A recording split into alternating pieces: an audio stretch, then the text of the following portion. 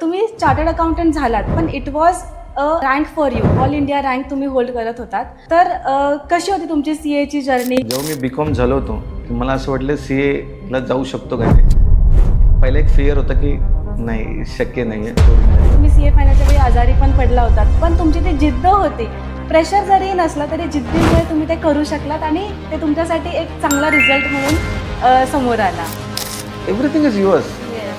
एक चांगलं घर असणं, आम्ही ते चाळीते राहिलेलो आहे, आम्हाला माहिती आहे कसं असतं. आज त्या फ्लॅट सिस्टम या सगळ्या गोष्टीमध्ये कुठं हॅपीनेस लपलं आहे ना, ते थोडंसं दुरावलेल्या गोष्टी आम्हाला तेही लक्षात येते. त्यामुळं बहुतेकतेच्या थोडंसं दूर गेलो ना, डेफिनेटली माणूस आपल्याला शोधू शकतो. ॲक्टिंग तुम्हाला आवडत होतं, तुम्हाला रायटिंग आवडत होतं, म्हणून तुम्ही त्याची तयारी खूप अगोदरच चालू केली होती. मराठी मूवी बनवणं खूप छोटी गोष्ट नाही, it is a very big thing. कारण 100 गोष्टींना आपल्याला एकत्र आणायचं असतं. तर तुम्हाला वाटलं की नाही, मी हे करू शकेन, तो कॉन्फिडन्स कसा आला तुम्हाला? बऱ्याच ठिकाणी आपण गोष्टी बघतो ना, ते काही गोष्टी अट्रॅक्ट करतात आपल्याला, किंवा ही गोष्ट चुकती आहे, ती मांडायची कशी. तर तो पण एक भाग असल्यामुळे आणि तो पॅशन, हे दोन्हीचं मिलन झालं तिथं. या मूवीमध्ये तुमच्यासोबत ज्यांनी तुमच्या हातात हात घेऊन काम केलं, असे रोहित पवार, मॉडेलिंगमध्ये कसे आलात? ह्याच्या आधी मी हेअर आणि मेकअप शिकायचो. तुम्ही ॲक्टरसुद्धा बनलात त्यानंतर. मी थिएटर जॉईन केलं. थिएटरमध्ये मी एक 6-7 महिने होतो. कारिकामध्ये तुमचा रोल? सरांनी माझ्यासाठी जी भूमिका दिली होती ती एक सफाई योद्धाची भूमिका होती, जो गटर, नाले, चेंबर साफ करतो. आणि ती भूमिका थोडीशी डिफिकल्ट होती करण्यासाठी. आणि सरांनी मला विचारलं की काय, तर माझा लगेच होकार होता, कारण as an actor you like to do such characters. Hello, नमस्कार. चार्टर्ड अकाउंटंट म्हटलं की आपल्या डोक्यात एक इमेज खूप क्लिअर असते. Balance sheets, profit and loss, tax audits, GST audits आणि असल्या सगळ्या फील्ड्समधले आपल्यासमोर फिगर्स येत राहतात. पण या प्रोफेशनलिझमपासनं बाहेर निघून एक क्रिएटिव्ह वर्ल्डमध्ये एंट्री करणं, त्याला खूप गट्स लागतात. APJ अब्दुल कलामचा एक खूप फेमस डायलॉग आपल्या सर्वांनाच माहीत आहे, स्वप्न ती नाहीत जी तुम्ही झोपल्यावरती पाहता, खरी स्वप्न ती असतात जी तुम्हाला झोपू देत नाहीत. असंच आजचं आपलं व्यक्तिमत्व आहे. CA Arvind Bhosale. Welcome sir, नमस्कार. ते फक्त एक चार्टर्ड अकाउंटंटच नाहीत, तर त्यांनी नुकतीच एक फिल्म डिरेक्ट केली आहे. ते त्याचे को प्रोड्युसरसुद्धा आहेत. त्याची लिरिस्टसुद्धा त्यांनीच लिहिली आहे त्यांच्या गाण्यातली, आणि त्यांनी स्क्रिप्ट रायटिंगसुद्धा केलेली आहे. तर ह्याच्या पुढच्या गप्पा आपण त्यांच्याकडनं जाणून घेऊया की कशी होती त्यांची स्टोरी, अबाउट फिल्म, अबाउट त्यांचं CAचं करिअर वगैरे सगळं. वेलकम सर, कसे आहात तुम्ही? एकदम मस्त. येस सर, सगळ्यात पहिले मला हे विचारायचं आहे तुम्हाला की तुम्ही चार्टर्ड अकाउंटंट झालात, पण it was a rank for you, all India rank तुम्ही होल्ड करत होतात. तर कशी होती तुमची CA ची जर्नी, म्हणजे CA फायनलची जर्नी मेन कशी होती, सांगू शकाल? ॲक्च्युली CA जेव्हा मी BCom झालो होतो की मला असं वाटलं CA ला जाऊ शकतो का नाही. पहिला एक फिअर होता की नाही, शक्य नाही आहे, सोडून द्या. त्यामुळे मी 1 वर्षभर काम केलं असेल एका ठिकाणी. आणि तेव्हा इन बिटवीन एक ऑडिटसाठी तिथं यायची, मी अकाउंटंट होतो तिथं, म्हणजे जस्ट बेसिक अकाउंटिंग आपल्याला काय म्हणतात. मला एक जाणवलं की तो फिअर थोडा निघून गेला जेव्हा ऑडिटला ती पोरं यायची वगैरे. म्हटलं की यार ते करू शकतं तर आपण काय करू शकत नाही आहे. आणि मी जेव्हा रिझल्ट पण आला होता एकदा, जेव्हा CA फायनलचा वगैरे आपण म्हणतो ना, की मी स्क्रोल केले काही नंबर्स, तर मला 5-5 दिसत होते बऱ्याच ठिकाणी. म्हटलं होऊ शकतं. आणि म्हटलं आपल्याला दुसरं काम काय आहे. मी घरात विचारलं की मी असं डोक्यात घेतो की मला शिकायचं काय तर. आणि लक्षात आलं की, आणि घरातले म्हटलं ठीक आहे, तुला कुठे काम करायचं, तू शिक. मी काय नाही, डायरेक्ट दुसऱ्या वर्षी ॲडमिशन करून टाकली. डायरेक्ट काय विचार नाही केला. 1800 रुपये, मला वाटतं 2200 रुपये पेमेंट आलं तर माझा. 1800 रुपये मी ॲडव्हान्स घेतला आणि डायरेक्ट मी त्या पुण्यात जाऊन रजिस्ट्रेशन करून टाकलं. म्हटलं जो होगा देखा जाएगा, जो होगा देखा जाएगा, हाच एक प्रकार होता. जसे ते बुक्स आले, जे आलं आणि कळलं की मेचा अटेम्प्ट भेटलेला आहे, आणि CC एक्झाम होत्या, सगळ्या झाल्या होत्या त्या, आणि दिल्या पण होत्या. आणि बऱ्यापैकी ते अंदाज आला की मुलं कशी अभ्यास करतात काय वगैरे, आणि तीव्रता किती यामध्ये अभ्यासाची. एक गोष्ट लक्षात आली त्यामध्ये की याला अभ्यास नाही लागणार, याला लागणार पॅशन. हां, ते मात्र. आणि ते होतं, फायर तेवढी क्रिएट झाली होती की करायचंय. बरोबर 6 महिने अगोदर ते मला वाटतं कंपनी सोडली मी आणि अभ्यासाला सुरुवात केली. आणि तो 6 महिने एवढा महत्त्वाचा होता. जर तो इंटरमिजिएट क्लिअर झाला नसता तर मला नाही वाटत मी CA झालो असतो. माझ्याकडे जेवढा वेळ होता तेवढ्या वेळात मला इंटरमिजिएट क्लिअर करणं गरजेचं, आणि तो ॲब्सोल्युटली तो अभ्यास करून त्या एक्झाम पेपर सोडून जे काय करता येईल मला तो क्रॅक झाला फर्स्ट अटेम्प्टमध्ये. आता ठीक आहे, आपल्या माहिती आर्टिकलशिपमध्ये 2 पैसे आपल्या हातात येऊ शकतात या सगळ्या गोष्टीमध्ये. आणि दुसरं एक दोनदा असतं की आता क्लासेस या गोष्टी, पण एक माइंड प्रिपेअर होतं कारण इंटरमिजिएट बिना क्लासचं होतं, त्यामुळं प्रिपेअर होतं की फायनलला आपण त्या पद्धतीने जाऊ शकतो. आणि तीच धार ती मनात होती. पण काय होतं की शेवटी CA ला पण एक बेस्ट लागतं.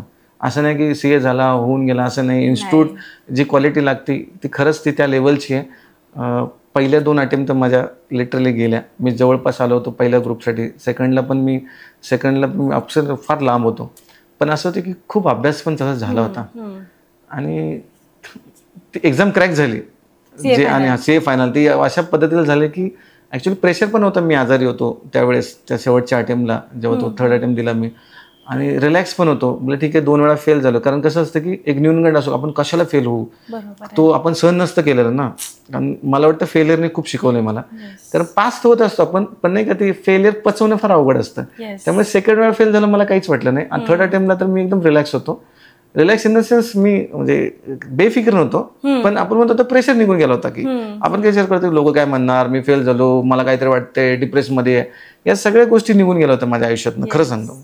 आणि त्या 3rd अटेम्प्टमध्ये मला वाटतं की खरंच ती जादू म्हणतो ना, तो रिलॅक्सेशन म्हणा, तो निरागसपणा, तो अभ्यासाची ती तीव्रता आणि प्रेशर नसल्यामुळे मला वाटतं तो निघाला. आणि तो not only for this passing, तो रँक घेऊन आलात माझ्यासाठी. ती फार मोठी माझी अचिव्हमेंट माझ्या आयुष्यातली. मी का म्हणू शकतो की माझ्या घरातल्यांना जे हवं होतं आणि मला जे असं वाटलं की काहीतरी करू शकतो, आईवडिलांच्या डोळ्यातनं पाणी आलं पाहिजे, आणि ते मी पाहिलं. आणि ते वडिलांच्या डोळ्यात पाणी, ते खुशी वगैरे, त्या गोष्टी, त्या स्ट्रगल लाईफ होती जी आतापर्यंत आपण म्हणतो ना की महिन्याला तो पेमेंट येणं, ते गरजा पूर्ण होणे, तसे घरातले खंबीरच असतात, ते सगळे आपल्यासाठी करत असतात.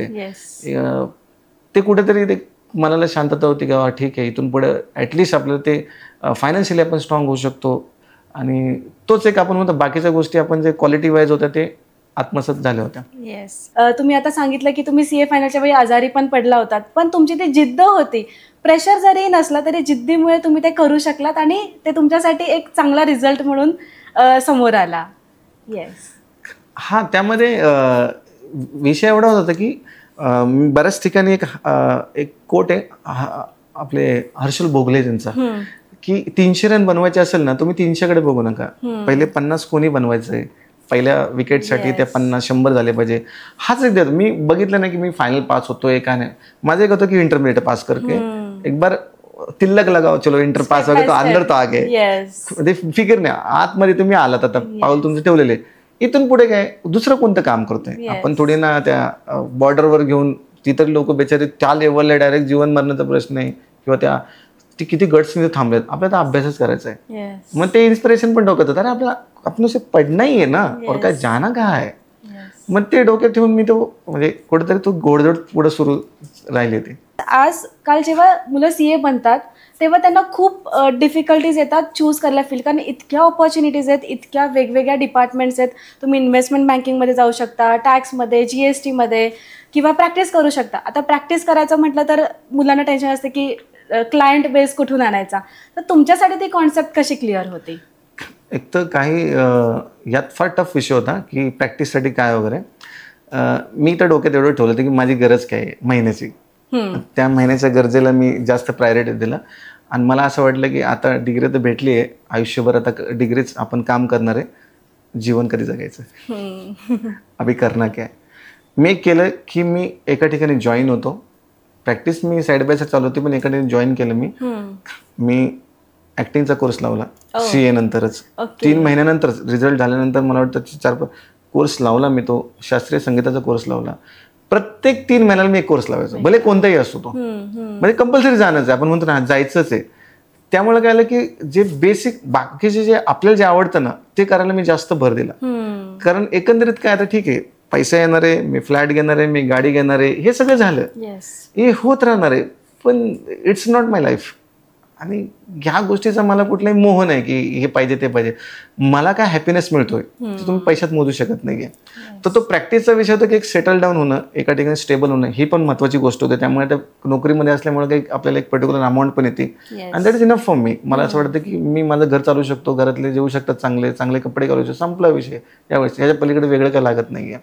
तर त्या दृष्टीने मी तो जो फेज होतो, काळ होता ना, त्यात मी बाकीच्या गोष्टी करून घेतल्या की काय होऊ शकतं. आता लोकांना आज सिनेमा दिसतो की सिनेमा आलाय, पण ह्याची तयारी 2011 पासूनच स्टार्ट झाली होती. कोर्स करणं, स्क्रिप्ट रायटिंग कोर्स करणं, मॅरेथॉन जॉईन केलं होतं मी, बरेच जे ऍक्टिव्हिटी कोर्स, इंग्लिश स्पोकनचे कोर्स लावले होते. जे वाटतं ते करायचं आणि जे वाटतं ते लिहायचं. म्हणजे आपण का त्याच्यामुळे काय झालं की एक आवड पण ती जपली गेली आणि त्यातलं काय झालं, त्यातले बारकावे थोडे थोडे कळत गेले. इकडे मग आपण म्हणतो की एक स्टेबिलिटी पण आली फायनान्शियली, इकडून काही गोष्टी होत पण गेल्या.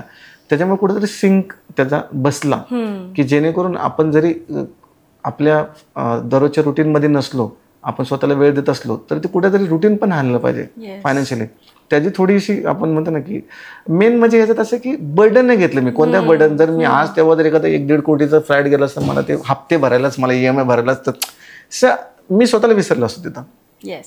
तिथं मी स्वतःला फार जपलं. मला असं वाटतं की गरजा माझ्या फार कमी आहेत आणि मला जे करायचं मला करता येतं. आणि प्रॅक्टिस एक गोष्ट आहे की प्रॅक्टिस वाढते. तुम्ही चांगलं काम करा, तुम्ही एफर्ट सोडा, तुम्ही पॉझिटिव्ह राहा, भरपूर स्कोप आहे सगळ्या ठिकाणी आणि कन्फ्युजन हा पार्ट बिलकुल नाही आहे. येस, म्हणजे तुम्हाला आणि असं कळतंय की तुम्हाला आधीपासून माहित होतं की तुमचा क्रिएटिव्ह इंटरेस्ट आहे म्हणून. म्हणजे it was not only about CA degree, you had interest की मला ऍक्टिंग तुम्हाला आवडत होतं, तुम्हाला रायटिंग आवडत होतं, म्हणून तुम्ही त्याची तयारी खूप अगोदरच चालू केली होती. आणि त्यामुळे तुम्ही आज या पोझिशनला पोहोचलात की you tried, like you actually made it happen. तुम्ही अवकारिका बनवलीत. मूव्ही बनवणं, मराठी मूव्ही बनवणं खूप छोटी गोष्ट नाही, it is a very big thing. कारण 100 गोष्टींना आपल्याला एकत्र आणायचं असतं. तुम्ही ते कसं तुम्हाला वाटलं की नाही मी हे करू शकेन, तो कॉन्फिडन्स कसा आला तुम्हाला? एक तर त्यात असं की त्या तिकडे असलेला कल मला वाटतं, जेव्हा आम्हाला असं मला एक सामाजिक, जसं आपण आपल्या स्ट्रगलमधून गेलोय ना, तर बऱ्याच ठिकाणी आपण गोष्टी बघतो ना, ते काही गोष्टी अट्रॅक्ट करतात आपल्याला, किंवा ही गोष्ट चुकतीये, ती मांडायची कशी. तर तो पण एक भाग असल्यामुळे आणि तो पॅशन, हे दोन्हींचं मिलन झालं तिथं. आणि रेडबर्ड मोशन पिक्चर, ते नाव पण मला वाटतं पहिला जो आम्ही मोबाईल ॲडिक्शनचा म्हणजे कोर्स माझा झाला होता डायरेक्शनचा, मोबाईल ॲडिक्शनचा आम्ही पहिला तो शॉर्ट फिल्म काढला छोटासा, म्हणजे एडिट पण मीच केला होता. रोहित पवार म्हणून माझा पुतण्याचं आहे, तर त्याला मी बोलवलं की असं असं आपण एक छोटंसं शॉर्ट फिल्म करतो, तू करणार का, कारण त्याचा मॉडेलिंग वगैरे तो त्यामध्ये आहे. तर तेव्हा रोहितानं मी तो एक्झिक्यूट केला ती फिल्म, आणि ती जी फिल्म एक्झिक्यूट केली तर आम्हाला एक बेसिक आयडिया आली की बाबा हा हे होऊ शकतं आणि आम्ही करू शकतो. आणि मग नाव काय द्यायचं, मग सगळं ठरलं, मग ते एडिट कसं करायचं, मग नाव कसं, मग सगळं अभ्यास करणं, म्युझिक कसं असलं पाहिजे वगैरे. एक आयडिया आली की हां बनू शकतं, बनलंय चांगलं. एडिटला थोडा टेक्निकल इश्यू आले असतील त्याला, पण चांगलं बनलंय, कन्सेप्च्युअली खूप चांगलं बनलं होतं ते. मग तिथून तो प्रवास सुरू झाला. मग प्रत्येक 3-4 महिन्याने काहीतरी सुचत गेलं. म्हणजे बायको स्ट्रेस एक सिनेमा केला होता आपण, छोटा शॉर्ट फिल्म की स्ट्रेसमध्ये मग संध्याकाळी जाऊन तो माणूस काय करतो, लिटरली संध्याकाळी तो दरवाजा बंद करून लिटरल तो नाचतो. बॉडी आणि त्या ह्याच्यातनं आपण म्हणतो ना, स्ट्रेस आल्यावर बॉडीला रिलॅक्स करण्यासाठी नाचलो की आपल्याला बेभान, कारण नाचताना माणूस कधी विचार करत नाही, हसताना पण त्याला डोक्यात कधी विचार येत नसतात. मग ते रिलॅक्सेशन ते झालं. त्यानंतर भावना एक शॉर्ट फिल्म केलं, त्याला जवळजवळ 21 इंटरनॅशनल शॉर्ट फिल्म आवडतं त्याला. Bhavna the story of working women, ती खूप चालली आजही. ती दररोज म्हणजे 400-500 लोक तरी बघतात ते. म्हणजे तर त्यानंतर आम्ही एक निशान म्हणून एक सिनेमा, एक छोटा शॉर्ट फिल्म होते, लहरंग तिरंगा म्हणून. नंतर लहरंग तिरंगा एक गाणं बनवलं आम्ही, ते आशिष कुलकर्णी यांनी गायलं होतं. हा रोहित त्यामध्ये, म्हणजे एकंदरीत काय होतं की रोहित आणि मी हे आमच्या गाड्या चालू होता कसं पुढे घेऊन जायचं. नंतर आम्हाला सुचलं की कचरा हा विषय, असं जाणवलं की कचरा हा विषय जरा मोठा वाटतोय. आणि एका सफाई कर्मचाऱ्याला मी बघितलं होतं की आम्हाला असं वाटलं, ऑडिटलाच चाललो तुम्ही, म्हटलं अरे यांच्यावर सिनेमा होऊ शकतो का. आणि बेसिकली काय होतं की जेव्हा आपण एका ठिकाणी काम करतो, एखादी फाईल आपण म्हणतो ना बॅलन्स शीट अख्खी बनवली आपण, आणि कळलं की तो बॅकअप उडला, अख्खा तुमचा फायनल झाला आणि बॅकअप उडला, करप्ट झाली फाईल, तर what will be your reactions. Reaction फार वेगळे असणार आहे. मी त्या सफाई कर्मचाऱ्याला बघून फक्त माझ्या डोक्यात हे चाललं की त्यांनी आता साफसफाई करून गेलाय आणि तो समजा गाडीने तिथून चाललाय परत त्या रस्त्याने वर चाललाय आणि त्याला दिसलं की लोक थुकतात ते फेकतात वगैरे, त्याला काय वाटत असेल? त्यांनी झाडून गेला आत्ताच तो. मग त्याच्या व्यथा काय असतील? त्या व्यथा आपल्या सेम आहेत त्या डिलीट झालेल्या फाईलीसारखीच. बरोबर आहे. मग तिथून झालं तो त्याचा प्रवास सुरू आणि तो सिनेमा 5 मिनिटाचा होता. ॲक्च्युली करायचा 5 मिनिटाचा होता. त्याच्या लिहिण्याची पद्धत पण 5 मिनिटाची होती शॉर्ट फिल्ममध्ये. पण ते आता आपण आपल्या कामात ऑडिट्स आले म्हटलं ठीक आहे बाजूला ठेवा वगैरे, पण त्यात पण असं व्हायचं ना, जेव्हा जेव्हा मी ऑडिटच्या कामासाठी वगैरे बाहेर वगैरे जायचो ना, तर मला असं वाटतं की डोंगर बोलतोय माझी, नदी बोलतीये, अरे तुला एक काम दिलं तू करत का नाही आहेस. मग ते सुचायचं ना, मग ते लगेच मी संध्याकाळी रात्री वगैरे लिहायच होते स्क्रिप्टिंग वाईज. मग स्टोरी रोहितला सांग, एक जमीर म्हणून मित्र आहे, काय प्रज्ञा म्हणून मॅडम आहेत, म्हणजे त्यांना असं सांगायचं मी असं असं स्टोरी माझ्या डोक्यात येते वगैरे. पण लिहा सर तुम्हाला जे वाटतं ते लिहा. त्यामुळे आपण एक पहिलं गाणं लिहिलं तिथं, ते ज्ञानेश्वर मेश्राम यांनी गायलं. म्हटलं गाणं असावं कारण गाण्याचा एक्सपिरियन्स आला होता आम्हाला. लेरंग तिरंग गाण्याचे बोल तुम्हाला ऐकवतो. कचऱ्याची सात जीवा मळकट हात, म्हणजे सफाई कर्मचाऱ्यांच्या जीवनावर. कचऱ्याची सात जीवा मळकट हात, जुनं झालं सारं काही नको ही घरात, ओल्या सुक्या उकरेड्यात जात दिन रात, ढिगारा शोधती नशिबाची कात. ही त्या सफाई हे गाणं मी रेकॉर्ड करून घेतलं. इतकी भेदक होती ती म्हणजे ती कथा आणि कशी ती पुढे सरकायला लागली ना. मग आमचं एकच ध्येय होतं, सिनेमा बनवायचा आहे. हे ध्येय चालू असताना फक्त आम्ही रास्ता बघत होतो की आता हे करायचं ना, बेस्ट काय त्यामध्ये, मग पुढे का बेस्ट काय त्यामध्ये. म्हणजे आमच्या डोक्यात हे नव्हतं की पडद्यावर येईल, आमच्या डोक्यात काही नाही आहे. आता आम्ही जे बघायचो ना, आम्ही स्टेप्सच, हे काय करायचं, अच्छा ठीक पिक्चर बनवायचं का, आता पैसे नाहीत का, अच्छा ठीक आहे. म्हणजे पिक्चरचं कॉस्ट भरपूर गेले, म्हणजे ऑलमोस्ट ती क्रॉस झाली आहे, CR 2 CR क्रॉस झाली आहे. पण डे 1ला आम्हाला माहित नव्हतं की आम्ही कुठून पैसा आणणार. पिक्चर बनत गेलं. म्हणजे वी कॅन से दॅट पिक्चरने आम्हाला नाही, आम्ही पिक्चर नाही बनवला, पिक्चरने आम्हाला बनवलं. निसर्गाने तुमच्याकडनं तो करून घेतला, पिक्चर बनवून घेतला. आम्ही फक्त त्या खरं सिनेमाचे ना एम्प्लॉई आहोत. डायरेक्टर वगैरे लिहिणं हे ठीक आहे, ती असेल ती अधिकृतपणे या गोष्टी वगैरे, पण आम्ही म्हणतो ना आम्ही एम्प्लॉई आहेत. डायरेक्शन त्यांनी आमच्याकडून करून घेतलं असं म्हणायला हरकत नाही. आम्ही नतमस्तक आहोत, कारण एवढा अवघड सिनेमा होता, शूटिंग एवढी अवघड होती, इतक्या बारकाई गोष्टी आल्या, इतक्या डिफिकल्टी आल्या, पण आम्हाला बिलकुल जाणवलं नाही आहे, बिलकुल जाणवलं नाही आहे. लोक भेटत गेली, काही नको वाटली ती सरकत गेली, काही वाटली चांगली ती आली. जे काय सिनेमासाठी चांगलं व्हायचं हे सगळं चांगलं झालेलं आहे आणि प्रॉडक्ट आता बाहेर निघालेलं आहे. प्रॉडक्ट रिलीज पण झाला, म्हणजे एकदम चांगला अनुभव होता. We enjoyed. नाव कुठून सुचलं, म्हणजे युनिक नाव वाटतं. म्हणजे कोणी जर नॉर्मल कोणी म्हणजे नुसतं नाव जर ऐकलं तर त्यांना समजणार नाही की हा मूवी कशाबद्दल आहे. हा आता नावाचा विषय असं होता की काय होतं की सिनेमा कॅची असलं पाहिजे. आता कचरा हा विषयाला नाव काय ठेवणार, लोकांनी बघणंही गरजेचं आहे, लोकांना किळस वाटली नाही पाहिजे. या सगळ्या गोष्टीचा विचार करून एक सजेशन आलं तर, एक रहमान म्हणून होता आपल्याकडे, तो म्हटलं सर नाव चेंज करता येईल. इव्हन रोहित पण आधी म्हणत होतं की नाव चेंज करता येईल का वगैरे. आपण आधी ह्या फिल्मचं नाव होतं कचरा. ओके. मग आम्ही विचार केला तर आम्ही एक संस्कृत वड आहे अवकारिका सर्च केलं. हा शब्द कुठंच वापरला नाही आजपर्यंत आणि त्याचा अर्थ होता डस्टबिन. आणि हा डस्टबिनचा जो कचरा आपण म्हणजे कोणताही कचरा हा डस्टबिन ट्रॅव्हल होतो, ट्रॅव्हल होऊन त्या डम्पिंग यार्डला जातो, त्याची विल्हेवाट होतीये. मला वाटतं अवकारिका पण हा एक डस्टबिन आहे. हा नॉट ओन्ली कचरा, हा लोकांच्या मनातला जो काही कचरा असेल तो पण काढण्यासाठी आलाय. म्हणजे बऱ्याच आता लोक सिनेमा बघितल्या लोकांनी लिटरली आम्हाला असे खूप जण भेटतात, मध्ये कधी रस्त्यावर कोणतरी भेटतात आणि म्हणतात सर सिनेमा बघितला खूप आवडला, मी कचरा कुठे टाकत नाही. म्हणजे त्यानंतर असं झालं की ना लोकांना गुन्हा वाटतो कचरा टाकायचा. आणि विषय पण हा का निवडला गेला की स्वच्छता या विषयावर सिनेमाच नाहीये. आणि लग पण असे की त्यानंतर कारे बाबा गाणं आलं जे सुनिधी चव्हाण यांनी गायलं. सुंदर आहे ते गाणं. म्हणजे अल्टिमेटली तुम्ही एवढी त्याच्या म्हणजे you just went with the flow. Correct. जे होत चाललंय ते आपोआप होत गेलं. म्हणजे you attracted every person, everything on your way. तुम्ही ते अट्रॅक्ट करत गेला गोष्टींना, बरोबर आहे. आणि म्हणून त्या गोष्टी सहजपणे मे बी होत गेल्या आणि नावही तसंच तुमच्याकडे आलं अवकारिका म्हणून. म्हणजे आता तुम्ही खूप साऱ्या भूमिका या मूवीमध्ये साकारल्या, त्यात तुमचा फेवरेट पार्ट कुठला होता? रायटिंग वाईज आहे ना, मला गाडीवरचं सीन फार हे वाटलं ॲक्च्युली. तसंच सीन सगळे डिफिकल्ट त्यामध्ये, कारण शूटिंगच्या वेळेस एवढा वास वगैरे येत होता, व्हेरी डिफिकल्ट वगैरे. एक सीन होता तो गाडीवरचा की त्याच्या अंगावर थुकलं जातं सगळं, थुकतात ते, कचरा फेकतात ते, केळीच्या साली टाकतात ते, पाणी टाकलं जाते. म्हणजे जनरली आपणही अनुभवतो जेव्हा आपण रस्त्याने जात होतो की कधी कोणी आपल्या अंगावर कधी थुकतं वगैरे, गुटखा हे सगळं चालू असतं वगैरे. तो जो सीन होता ना तो इतका अवघड सीन होता आणि त्याच्या अंगावर तो येतो. इट वॉज व्हेरी डिफिकल्ट तो शूट करण्यात. रनिंगमध्ये सीन येतो आणि तो 1.5 कोटीचा कॅमेरा समोर त्या बॉक्सरला लावलेला आहे आणि ते चालू आहे सीन आणि त्याच्यावर कचरा वगैरे फेकणं वगैरे. इट्स अ व्हेरी हॉरेबल आणि खूप डिफिकल्ट होता तो सीन आणि तो झाला देवाच्या कृपेने आणि 1 टेकच झाला तो.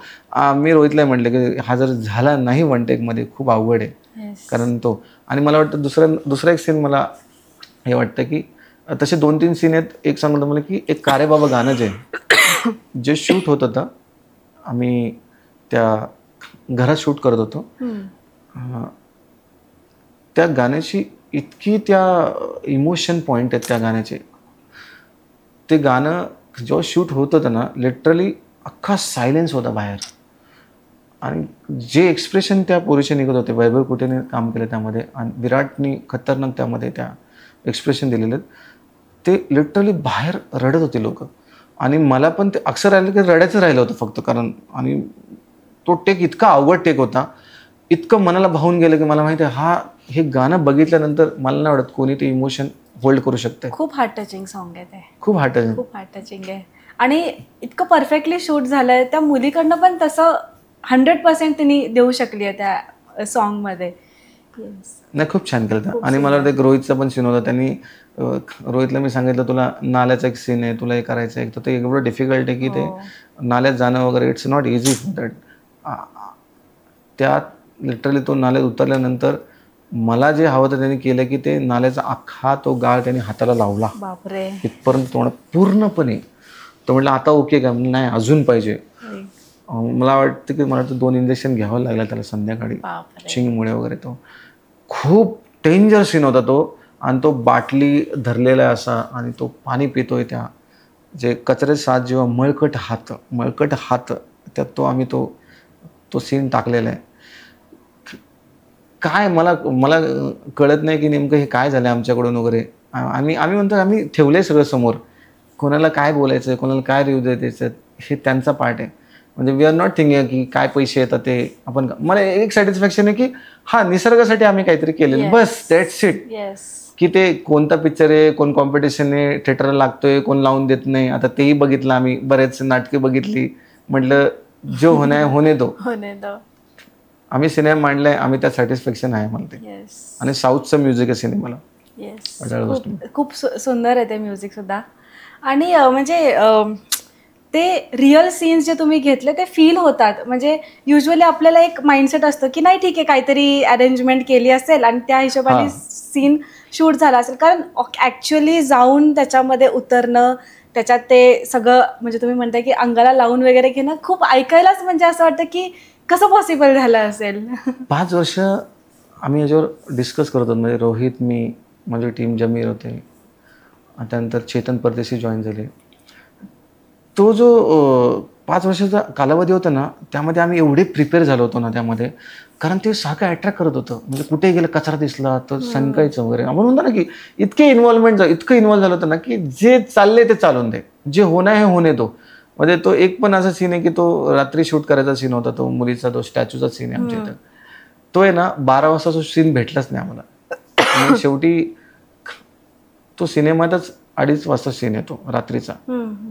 आणि तो 12 वाजता कसे कॉलेजची पोरं वगैरे त्या आसपास फिरत, त्यामुळे तो सीन नीट झालाच नाही आमच्याकडनं. आम्ही म्हटलं की आम्ही तिथंच करायचा आहे तो सीन, न डिस्टर्ब. आम्ही 2:30लाच तो सीन शूट केला आणि तो इतका परफेक्ट भेटला सीन. मला खूप आनंद या गोष्टीचा आहे की ज्यांनी सिनेमा बघितलाय एक सिंगल निगेटिव्ह कमेंट नाही सिनेमाला. एक सिंगल निगेटिव्ह, ना गाण्याला आहे ना कशाला वगैरे. काही झाले असतील पेडवाले ते पण बघितले मी. अरे म्हटलं पिक्चर निसर्गाचं आहे, तुम्ही बोलताय काय. We are not here for competition. See we are chartered accountant. आम्ही आलोय ना, आम्ही मांडायला गोष्टी आलेल्या आहेत. आम्हाला तुमच्या पैशामध्ये तुमच्या काही इंटरेस्ट नाहीये. इथं 100 वर्षानंतर कोणीही जगत नाहीये. इथंच ठेवायचं आहे, हे थिंकिंग प्रोसेस आहे. आपण निसर्गाला काय देतोय ना, आणि आपलं तर कसं आहे ना की ब्रँड लागलेला आहे, प्रोफेशनचा ब्रँड आहे, त्यामुळे आपल्याला खूप जपून जायला लागतं, जपून राहावं लागतंय आपल्याला, कुठेही ते नाव खराब न होणे. कारण आपण ज्यासाठी एवढे कष्ट केलेत, आपल्या प्रोफेशनने खूप शिकवलंय. खरं म्हणजे मी तर म्हणू शकतो ना, हे CA असल्यामुळे मी हे करू शकलो. जे मॅनेजमेंट शिकलोय, जे पेशन्स शिकलोय, जे धैर्यता असती ना, हे ह्याच्यामुळेच हे शक्य झालेलं आहे. अदरवाईज मला नाही वाटतं सिनेमा झाला असता. मी तुम्हाला नेक्स्ट तेच विचारणार होते की तुमचं CA असणं या डिग्रीने तुम्हाला या सिनेमासाठी कशी मदत केली? म्हणजे फायनान्स बघणं असू द्यात किंवा जे तुम्ही म्हणताय पेशन्स वगैरे तुम्हाला मिळाले, तिकडे कशी तुम्हाला मदत झाली? खूप खूप झाली, खूप.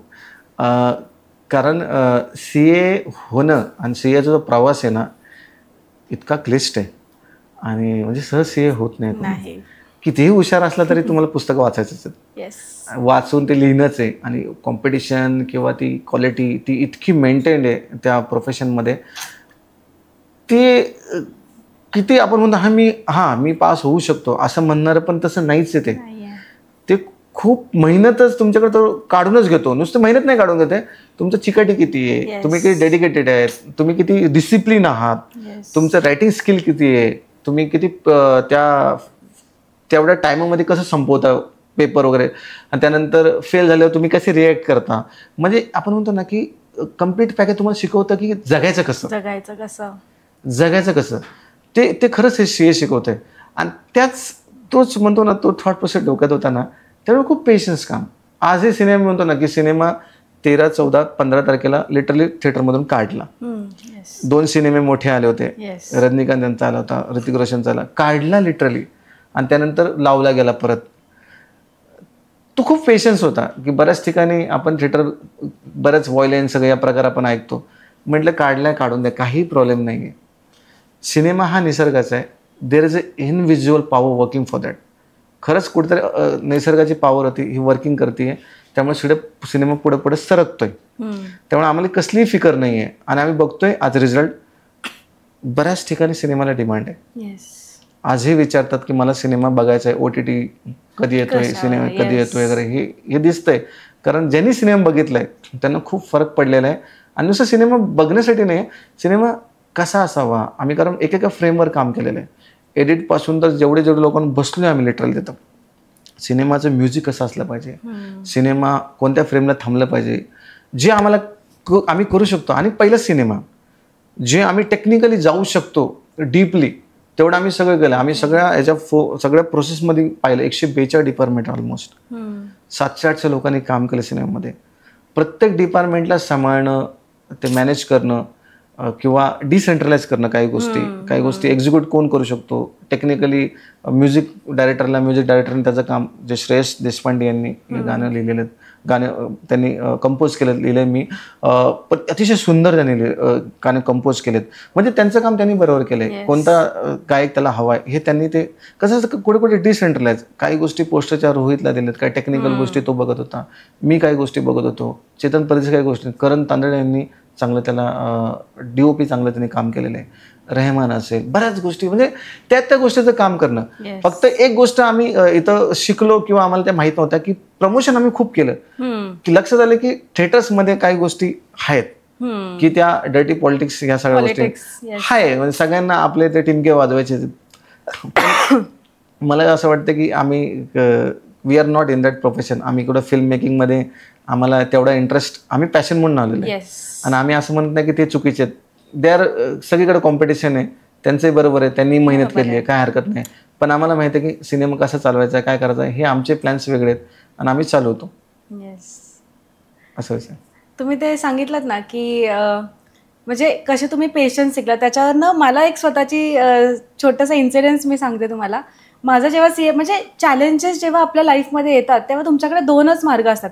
एक तर तुम्ही तो चॅलेंज ॲक्सेप्ट करा, त्याच्याशी फाईट करा आणि तुम्ही पुढे जा, नाहीतर तुम्ही गिवअप करून टाका. म्हणजे मला आठवतं माझा 2nd ग्रुप होता, माझा कॉस्टिंगचा पेपर होता आणि मला खूप जास्ती फिअर होतं कॉस्टिंगच्या पेपरचं, इतकं की मी झोपू नाही शकले त्या दिवशी. आणि मी हॉस्टेलवर असायचे तेव्हा, मी उठले पंखा बंद करायला आणि एक्झामच्या कंप्लीट एक 10 तास अगोदर मी जमिनीवरती पडले, पूर्ण लिटरली चक्कर येऊन पडले आणि मला समजलंच नाही. मी उठले तर मी आधी स्वतःकडे बघितलं, मी म्हटलं आपल्याला काय काय झालं आहे.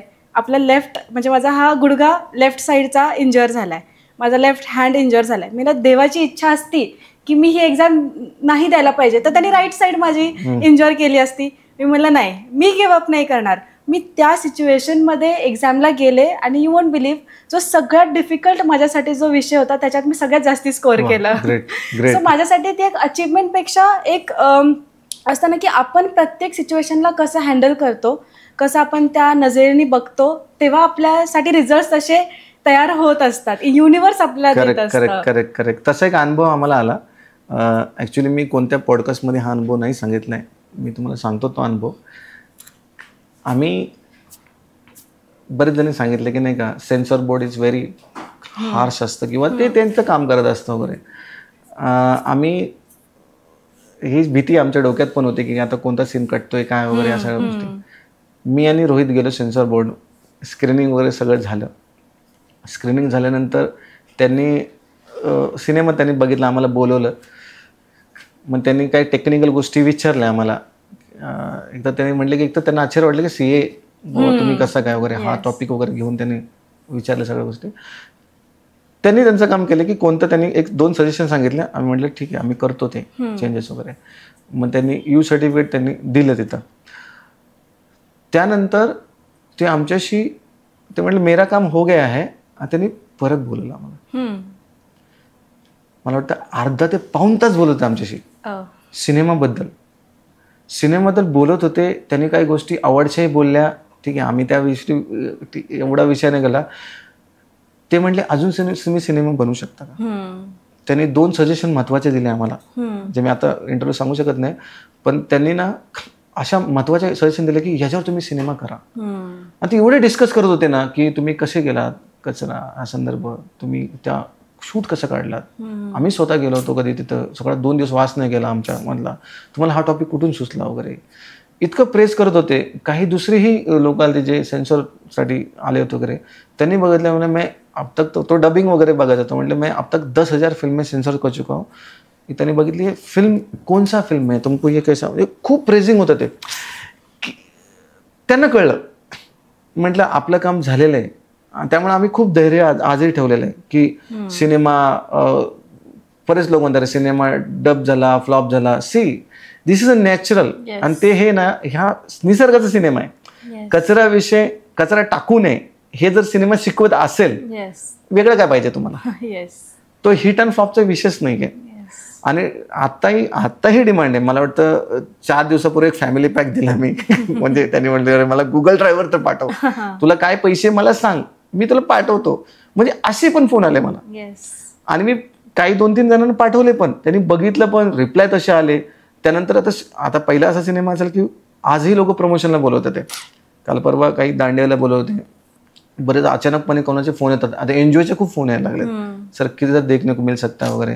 आणि आता तर बरेच जणांची डिमांड आहे सर इसको हिंदी में कन्वर्ट करो, तेलुगू कन्नड तमिळमध्ये.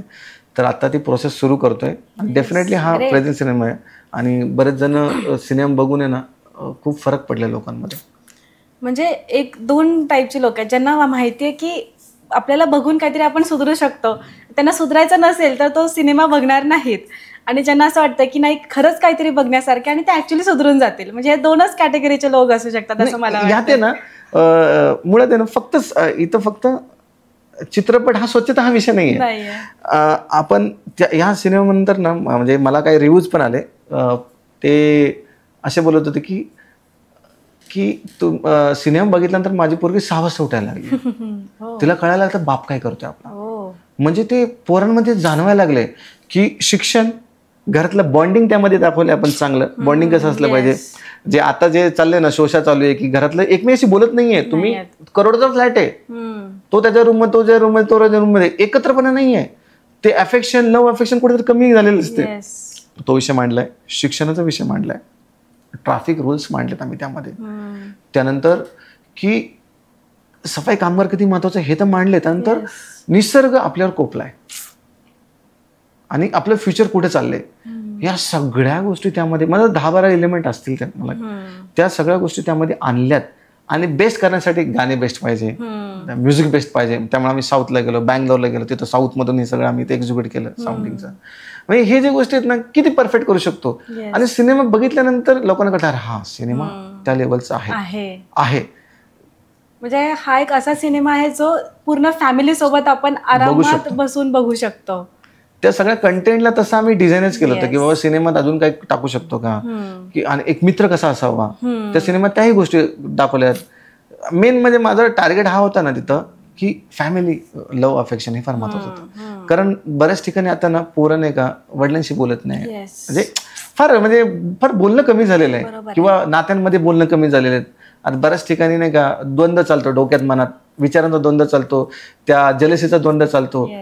तो कुठेतरी नाही का त्या गोष्टी मांडायच्या होत्या की काय असतं जेव्हा फॅमिली एकत्र येते आणि ते प्रेम कसं असतं आणि त्यातलं बॉन्डिंग चांगलं झाल्यावर ते हॅपीनेस किती येतोय, तो हॅपीनेस दाखवायचा प्रयत्न केला. आणि सफाई कर्मचारी आणि सफाई करणारे लोक हे किती उच्च प्रतीचे आहेत. They are real warriors. त्याचं एक दिवस जरी नाही आलं ना आपण ना आपल्या कामाला कधी हात घालत नाहीये. आणि ही जर लोक नाही आली ना, आता बघा थोडं पावसात गेल्यावर आजारी पडतो, थोडं उन्हात गेल्यावर आजारी पडतो, व्हायरल लेगे होतो माणसाला. तर हे किती बेस्ट आहेत आणि किती महत्वाचं आहे, त्यांना रिस्पेक्ट करणं किती महत्वाचं आहे, ह्या सिनेमात आपण ते मांडलेलं आहे. आणि रिअल लाईफमध्ये पण आपण जेव्हा बघतो कचरा आपण असाच टाकून देतो, पण जर खरंच विचार करायचा असेल तर कसं ते कचऱ्यात जगत असतील ती लोक. म्हणजे दिवसातला त्यांचा 60-70% टाइम तर त्या कचऱ्यामध्येच जात असेल. म्हणजे खूप असं विचार करायलाच असं गुजबम्स येतील एखाद्या वेळेस जर आपण खरंच डीपमध्ये ह्याच्यामध्ये विचार केला तर. त्याचा अनुभव खतरनाक आला आम्हाला. आम्ही डेपोमध्ये गेलो होतो. ऍक्च्युअलमध्ये डेपोमध्ये गेलो होतो. तिथं डोंगर आहे, कचऱ्याचा डोंगर आहे. आमचा 2:30चा शूट कम्प्लीट झाला, तो करायचा रात्रीचा. मग आम्ही 6ला डेपोत प्रवेश केला सकाळी. बघा सकाळची पहाट कशी असते. जसा प्रवेश केला ना तर मला असं वाटेल की आपण कुठं गुलामगिरीत असतो ना एखादा, नाही का, आपण आपले डोळे बांधलेले असतात वगैरे, आता इथं सोडलं तुम्हाला, आता जगाचा तुमचा काही संपर्क आता नाहीये. तिथं आम्ही गेलो ना असं वाटलं की तसंच काहीतरी. आम्ही एवढे घाबरलो ते बघून. आणि जवळजवळ 70-80 लोकांची टीम आणि मी त्या तिथं. मला असं वाटलं की मी का सिनेमा करतो. इतकं हॉरिबल होतं ते, म्हणजे जगच वेगळं. की असं वाटत नव्हतं की असं दुसरं जग असतं जे आपण आता जगतोय. आणि तिथं ते कामगार दिसतात, ते सिक्युरिटी गार्ड दिसतोय. अरे म्हटलं कसे थांबू शकतात. आमच्या सगळ्या तोंडाला मास्क. आम्ही म्हटलं आता हे जर मास्क ओढला आणि आपण थांबलो इथं, आपण काही होईल, आपली विकेट पडेल सांगता येत नाही. म्हणजे इतकं धाकतं होती ती. पण शूट होतं ते भूत तर अंगात होतं की बाबा सिनेमा तर करायचा आहे. आणि तो सीन पण लई महत्वाचा होता सगळा. तो लिटरली त्या सीनमध्ये आमचा कॅरेक्टर झोपलाय तिथं त्या कचऱ्यात झोपलाय. रोहितचा जेवणाचा सीन आहे ॲक्टरचा आणि सगळं तो ॲक्ट करायचा होता. म्हटलं हे कसं होणार माहीत नाही तोंडात. आणि तो इतका भयानक वासना, खूप दिवसाचा कचरा वगैरे. तर त्या डोंगराला म्हणजे अक्षरश मी पाया पडला असेल किंवा काहीतरी चांगलं करतोय, आम्हाला सपोर्ट कर, आम्हाला सुसह्य कर. मला तर अर्धा तास नंतर मास्क ऑलमोस्ट बाहेर होते. कोणालाही तोंडाला मास्क नव्हता. आम्ही फिरत होतो. जेवणाचा सीन पण केला आम्ही. तिथं डबा खाल्ला, सगळं सीन प्रॉपर केले आणि सगळं प्रॉपर झालं. केवळ ते पॅशन म्हणू शकतो, निसर्गाची शक्ती म्हणू शकतो. आम्ही कधीच कचऱ्याच्या डोंगरावर असं कधीच गेलो नव्हतो. आणि त्यानंतर आम्ही जे एम्प्लॉय बघितले तिथं, म्हटलं खरंच सॅल्यूट आहे त्यांना. सहसा कोण असं कचऱ्याच्या डेपोवर पहिले जाणार नाही. आणि मला तुमच्या टीमचं कौतुक करा असं वाटतं की जे तुमच्याबरोबर तिकडे यायला रेडी झाले की हा ठीक आहे चला जाऊया म्हणून. आता खूप सजेशन्स असले असते आपण आर्टिफिशियल काहीतरी करूया. म्हणजे आजकाल तर काही पॉसिबल आहे ना, तुम्ही ग्रीन स्क्रीन लावा होऊन जाईल. पण तुम्ही जे ठरवलं की नाही तिकडे जाऊन करायचं आहे, तुमच्या टीमनी जे सपोर्ट केलं, मला त्यांचंही खूप म्हणजे इकडे कौतुक करा असं वाटतं. आणि ऑब्व्हियसली ॲक्टर ज्यांनी तो सीन केला म्हणजे त्यांच्यासाठी पण ते खूप जास्त चॅलेंजिंग. कारण जिकडे आपण वास घेऊ शकत नाही तिकडे तुम्हाला बसून खायचं आहे म्हणजे हे ऐकायलाच खूप स्ट्रेंज वाटतं ना. म्हणजे ठीक आहे हे रिअल लाईफमध्ये होतही असेल, पण आपल्यापैकी कोणी असं करतंय ते ऐकायला खूप म्हणजे विचित्र वाटतं. खरं तर टेक्निकल टीमचं खूप मला म्हणजे मी म्हणतो ना खरे हिरो त्याचे. टेक्निकल टीममध्ये लाईट टीम बघितली मी, जी आर्मीसारखी काम करत होती. कधीही ब्र नाही, काय नाही, कोणत्या गोष्टीचा हे नाही की मला हे नाही करायचं, ते नाही, मी नाही तर थांबू शकत वगैरे. माझा DOP त्या डेडिकेशननी होता, माझा असिस्टंट डायरेक्टर, सगळी टीम त्यांची, त्यानंतर कॉस्ट्यूमवाले असतील, आर्ट डायरेक्टर तो फॅब्युलस, एकदम वेगळ्या पद्धतीचा, म्हणजे सगळं कचरा त्याच्या हातात. तो बेचारा तो हॉटेलचा कचरा घेऊन येतो जेव्हा शूटिंग वगैरे चालू होतं वगैरे ना. तो त्यानंतर जेवढी जी क्रू कास्ट होती, कॉस्ट्यूमवाले झाले, क्रू होती, स्पॉट बॉयज होते सगळे वगैरे, मी खरंच असं पॅशन बघितलंच नाही. आणि मी म्हणतो ना अरे मस्त झालं वगैरे, पण ते सगळे म्हणायचे सर असं होत नाही, तुमचा सिनेमा जेवढं स्मूथली निघलाय ना तसा नाही शूटिंग होत. म्हणजे तुम्ही बघाल ना की सिनेमाचा जो कालावधी आहे ना जो शूटचा, ते जवळजवळ 28 दिवसाचा होता, तो 11 दिवसात कम्प्लीट झाला. अरे बापरे. 11 डेजमध्ये सिनेमा कम्प्लीट केलेला आहे सगळे सीन, सगळे. ते पण का माहिती आहे का, ते पॅशन एवढी हाय लेवलची होती ना सगळ्यांची, आणि खूप लोकांनी फायनान्शियली पण सपोर्ट केला की खरंच त्यांचे रेट्स खूप हाय होते, त्यांनी सिनेमासाठी डाऊन केले. म्हणजे मी खरं त्यांचे धन्यवाद मानतो. बऱ्याच वेळ मागच्या वेळ दिवाळी होती, मी सगळ्यांना बोलवलं, म्हटलं त्यांना गिफ्ट द्या वगैरे वगैरे, हे सगळ्या गोष्टी मी केल्या. कारण खरंच ही लोक ना खूप काम करतात ते, पण कुठेतरी सिक्युरिटी नाही आहे त्यांना, किंवा महामंडळ करत पण असेल काही गोष्टी मला माहीत नसतील, पण म्हणतो ना जॉब सिक्युरिटी. आता ठीक आहे डायरेक्शन झालं, मी आलो आपल्या CAच्या याच्यात, बॅक टू पवेलियन आलो आपण, जर खरंच ते म्हणजे खूप त्यांनी मेहनत घेतली आणि त्या एवढ्या डिफिकल्ट सिनेमा त्यांनी एक्झिक्यूट करून दिला. म्हणजे तिथं जसं हवंय तसं ते महत्वाचं आहे. मी तर त्याच्यात चेतन परदेशी जे आमच्या इथेच राहतात त्यांनी पूर्ण सिनेमा एक्झिक्यूट प्रॉपर करून दिला, त्यांनी सगळं मॅनेज केलं. खरंच खूप खूप धन्यवाद. म्हणजे असा सिनेमा आपल्या एरियात आमच्या घराच्या 3 किलोमीटरच्या रेडिएशनमध्ये बनणं हे खूप अवघड होतं. त्यात सगळे सिंगर चांगले आले, मला म्युझिक डायरेक्टर चांगला भेटला.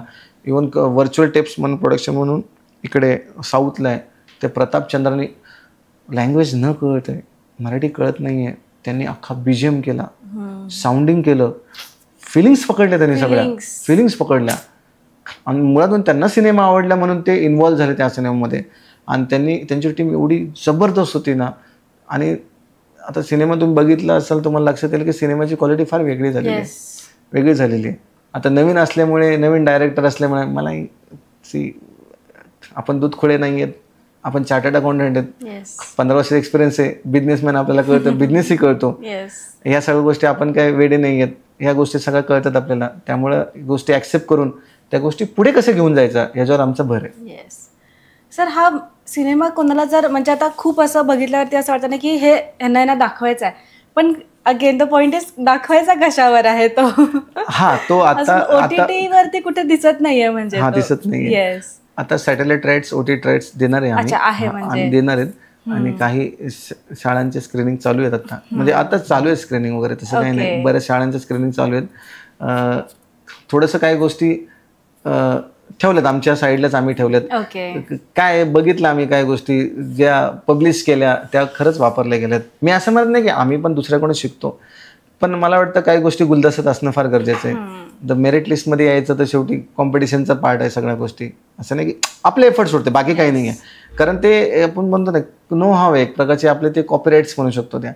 त्या कॉपीराईट्सला घेऊन आपण शांततेने मार्गक्रम करणे, कारण आपला जो मार्ग आहे हा धैर्याचा मार्ग आहे, तो 1 स्ट्रोकमध्ये लेग होण्याचा मार्ग नाही आहे. आज जर हा सिनेमा मला माहिती आहे मोठ्या बॅनरमध्ये झाला असता तर खूप त्याला सपोर्ट भेटला असता, लोक आले असती, सगळे बोलले असते, मीडिया बोलली असती, बरेच ॲक्टर्स समोर आले असते. ते नाही झालं माझ्या. का नाही झालं, कसं नाही झालं, हे त्यांना वेगळे अनुभवले असतील, माझी अपेक्षा वेगळी असेल. तर मला वाटतं मी कोणाला दोष देत नाही आहे. हे आमची परीक्षा आहे, ही परीक्षा म्हणण्यापेक्षा हे आमचं काम आहे. कारण निसर्गाचा सिनेमा त्याने डे 1 पासून जर स्क्रिप्ट आमच्या डोक्यात टाकली असेल आणि सिनेमा आता परफेक्ट त्या लेवलला गेला आहे, तर आम्हाला नाही वाटत आम्हाला कोणाची देण्याची गरज आहे. आमच्या पाठीमागं कृष्ण उभा आहे, आमच्या पाठीमागं तो निसर्ग उभा आहे. आणि आम्ही निसर्गाचे नोकर आहेत. आम्ही काय त्याला काय आम्ही पैसे घेऊन करा. इव्हन आम्ही हे ठरवलं होतं की जे फंड्स येणार आहेत त्यातले 20% डोनेशन ठरवलं होतं. जे काय आता त्या प्रोसेसमध्ये आम्ही आहेत, काही गोष्टी येतील, पुढे सरकतील, लेट्स सी काय होईल पुढे. म्हणजे आता खूप सारे तुम्ही इन्सिडेंट्स सांगितले जिकडे तुम्हाला डिफिकल्टी आली, पण एक असतं ना की हा तो चॅलेंजिंग मोड होता जिकडे तुम्हाला असं वाटलं की नाही आता गिव्हअप होतंय की काय, असा कोणता एक इन्सिडेंट झाला का? 2 ठिकाणी झालाचा. एक पहिला इन्सिडेंट झाला की दुसऱ्या दिवशी असं झालं की फंड्सच नव्हते आणि शूट तर सुरू झालंय आणि काही फंड्स आलेच नव्हते वगैरे. आणि म्हणजे कसे जनरली फोन आले तर आपण थोडं वायबल होतं की आपल्या सवय नाही ना कोणते पैसे बुडवायची किंवा न देण्याची वगैरे असे फोन. तर जेव्हा असं वाटलं की सगळे त्या आमच्या चेतन परदेशाने विचारायला लागले की पैशाचं काय वगैरे. ॲडव्हान्स तर गेले होते पण जेव्हा रुटीन सुरू होतं तर लोकांना लागत असं पैसे. तर असं वाटलं की काय होणार आज. म्हणजे जेव्हा मी शॉवर घेत होतो मला वाटलं अरे डोक्यात विचारायला लागले पैसे आता नाहीच आहेत. आणि काही लोनसाठी प्रपोजल वगैरे काय टाकले होते आणि ते डिस्बर्स पण प्रॉपर झाले नव्हते वगैरे त्या. आणि ते पण अटकलं होतं, बऱ्याच गोष्टी अटकल्या होत्या. तर मी जस्ट बत्ती लावत होतो, देवापाशी बसलो होतो. खरं आता बिलीव्ह और नॉट बिलीव्ह मला असं एक गहराई आतमध्ये आले की तू जा रे, मी बघतो, बस एवढंच. देवाचा इशारा. बस देवाचा इशारा, तू जा रे मी बघतो, एवढंच होतं. आणि मी त्याच एनर्जीने तसं गेलो तिथं. आणि मला डायरेक्शन करायचं होतं ना. आणि मला दुपारी अमाऊंट क्रेडिट झाली. ओके, मोठी अमाऊंट क्रेडिट झाली मला दुपारी. आणि म्हटलं ओके. आणि परदेश सरांनी सांगितलं आपलं काम झालेलं आहे, बिंदास हे करा. त्यानंतर आपले सगळे पेमेंट सकाळी 4:30-5च्या दरम्यान जायचे. 5:30ला सगळ्यांचे पेमेंट करायचो. कोणाचीही पेमेंट थांबले नाही. शेवटी तर कोणाचेच पैसे राहिले नव्हते. आपण आहे ना यांना फार जपलं, त्यांच्या भावना जपल्या, त्यांचे फायनान्शियल. कारण काय 6 वाजता जर मी फ्लोअर जातोय तर एनर्जी मला फार महत्वाची आहे. आणि शेवटी पैशावर सगळा विषय असतो. जेव्हा माणूस घर सोडतो ना तो कामासाठी तो 2 पैसे त्याचं घर चालण्यासाठी. तर आमचं असं म्हणतो की घर सोडण्याच्या त्याच्या हातात पैसे असले पाहिजे. ज्याने एक्स अमाऊंट मागितलं त्याला थोडे अजून एक्स्ट्रा द्या. का त्याचे ब्लेसिंग्स घ्या. आणि तो खरंच आम्ही ब्लेसिंग घेतले, खरे ब्लेसिंग्स मिळाले आम्हाला.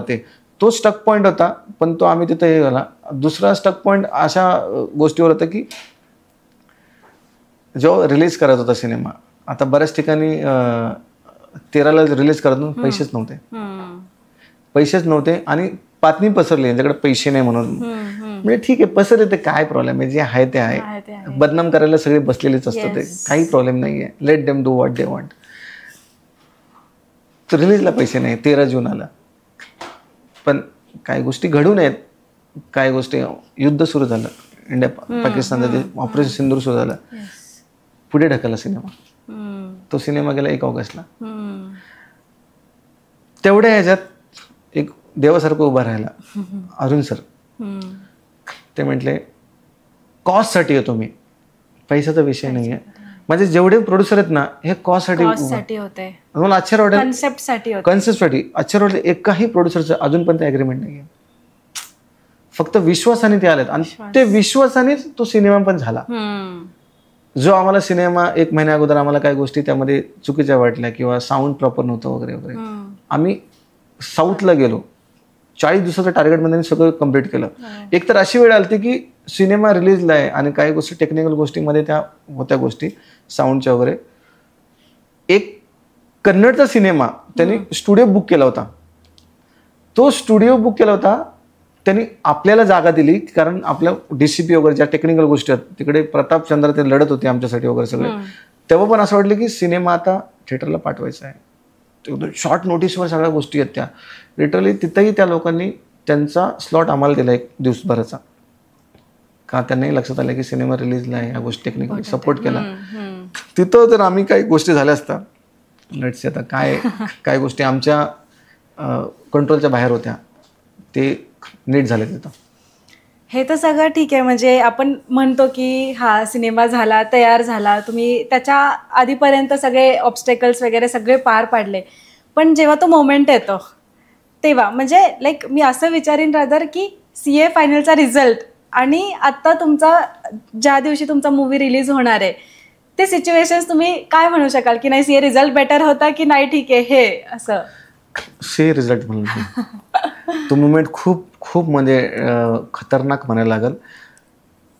एक तर मी खरं सांगू मला 5:30 वाजता आहे ना जेव्हा मी उठलो ना मला कळलं ना मी बाहेर फिरायला निघालो CAच्या रिझल्टच्या वेळेस आणि ऑलरेडी 2 वेळा तर फेलच झालो होतो.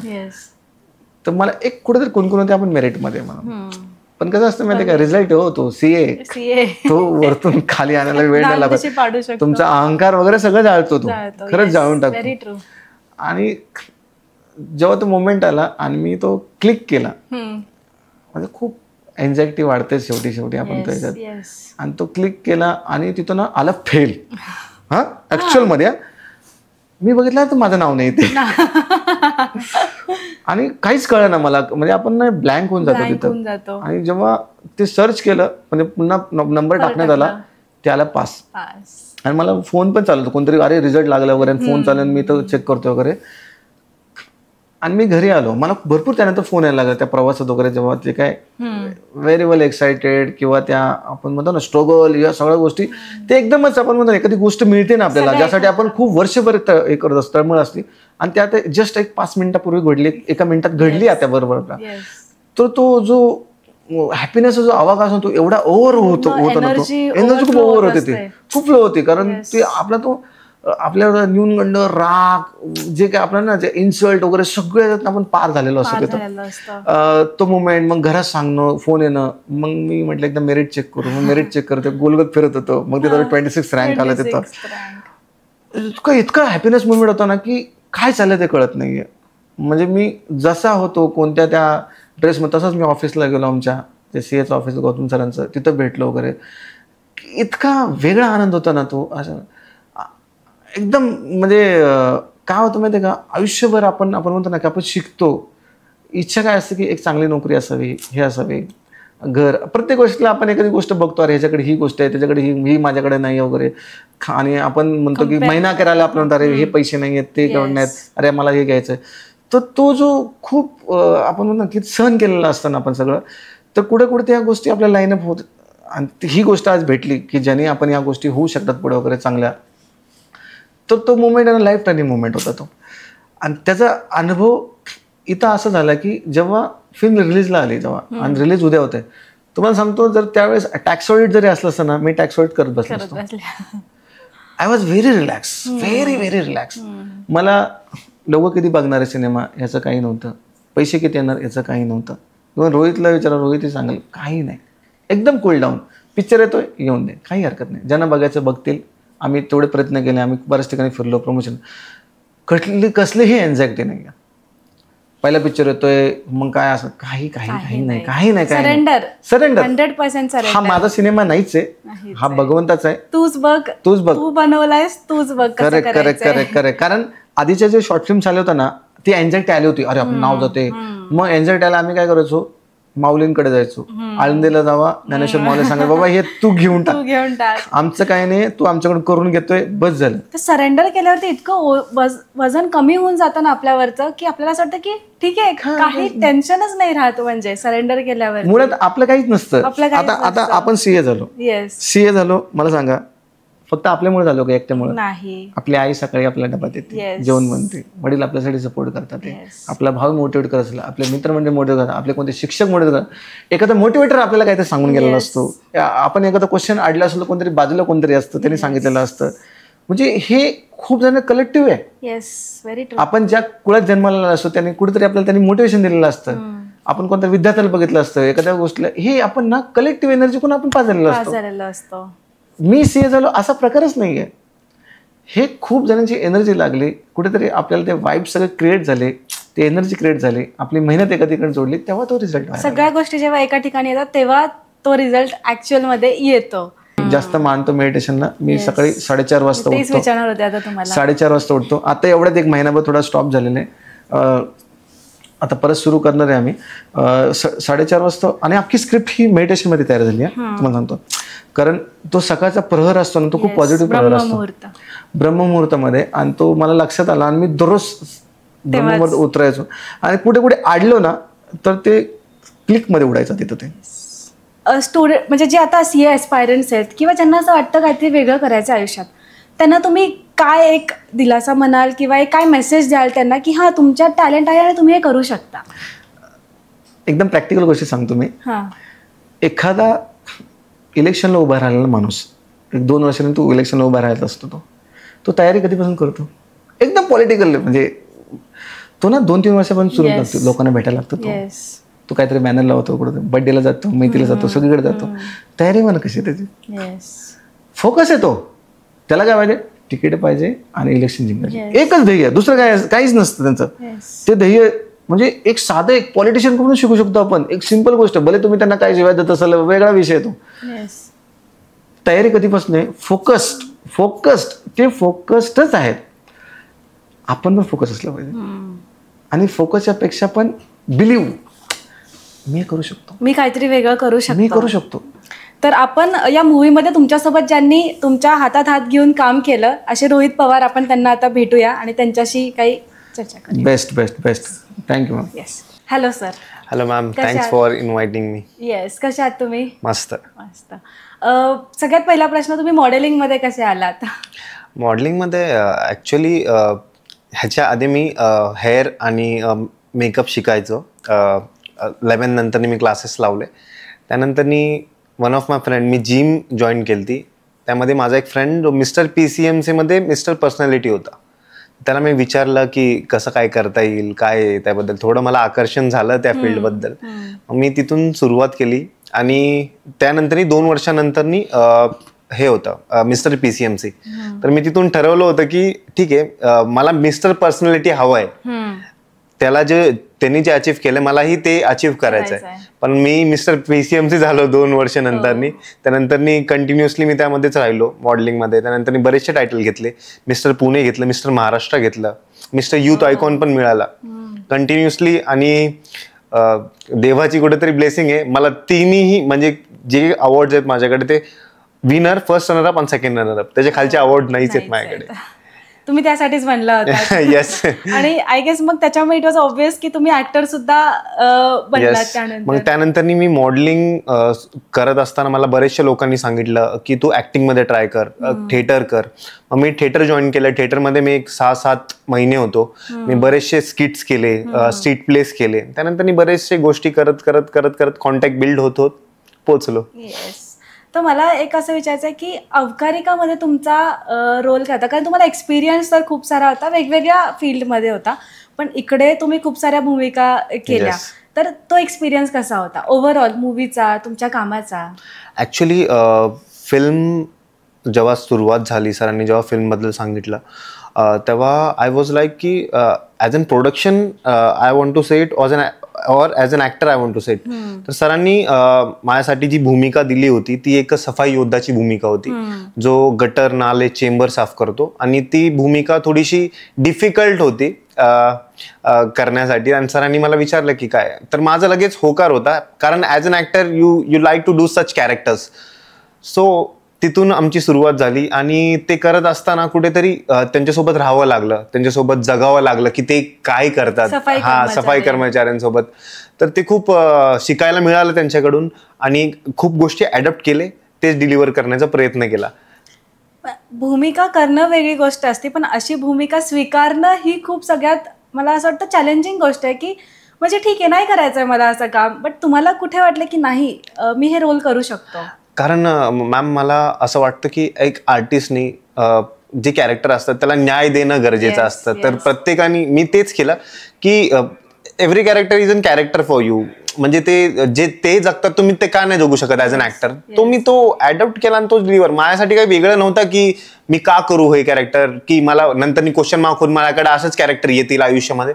Not like that. You are actor, you have to do versatile of characters. So yeah, तुम्ही आणि त्या भूमिकेला 100% दिलं म्हणून ते कुठेतरी परफेक्ट त्यांनाही वाटलं आणि ते तसं घडलं सुद्धा. तर खूप म्हणजे कौतुक करावं असं वाटतं तुमचं की तुम्ही एकतर हा रोल एक्सेप्ट केला, त्यात तुम्ही तुमचा 100% द्यायचा ट्राय केलं त्याच्यामध्ये. मॅम जसं सरांनी आधीही सांगितलं की we are just a employ of the film. हे परमेश्वर आमच्याकडनं करून घेते आणि I really feel lucky to do such type of character. आणि मी खूप एन्जॉय केलं करत असताना. आणि काय मॅम, ऑल ओव्हर फिल्म जेव्हा तुम्ही करत असता तेव्हा सोशल फिल्म हे भेटणं खूप अवघड आहे. आणि आय एम फील लकी की सरांनी पहिल्यापासूनच सोशल फिल्म मध्ये हात घातलाय आणि लोकांपर्यंत काहीतरी मेसेजिंग करणारा कोणता डायरेक्टर आलाय, अरविंद भोसले यांच्या नावाने. खूप छान वाटलं तुमच्याशी गप्पा मारून, रोहित दादाशी गप्पा मारून पण खूप छान वाटलं. आणि वी आर व्हेरी थँकफुल की तुम्ही आमच्या एका फोनवरती आलात, तुम्ही कन्सिडर केलं आम्हाला. खूप मज्जा आली गप्पा करायला आणि खूप काही शिकायला मिळालं की कसं मलाही क्रिएटिव्ह गोष्टी करायला खूप आवडतं, पण कुठेतरी एक भीती असायची मनामध्ये. पण तुमच्यासारख्या लोकांकडे बघून असं वाटतं की नाही, आपण जर स्वतःवरती आणि परमेश्वरावरती विश्वास ठेवला तर युनिवर्स तुमच्याकडनं त्या सगळ्या गोष्टी करून घेत असतं आणि देव सतत तुमच्या पाठीशी असतो. तर खूप छान वाटलं तुमच्याशी गप्पा मारून. थँक्यू. खूप खूप छान पॉडकास्ट घेतलं तुम्ही.